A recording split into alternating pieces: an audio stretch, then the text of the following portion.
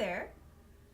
I am Mrs. Skinner, and I will be your instructor for multimedia at Jackson High School. I'm really excited that you decided to take this class. I think that you're going to learn, one or two important things that you might be able to use in some of your other classes while you're in high school. What we learn in this class is pretty useful because we'll learn how to edit audio, we'll learn how to edit video, we'll even learn how to do some special effects, animation, lots of other fun things. And I'm sure that you want to do lots of fun things, right? Right? Yeah, you do.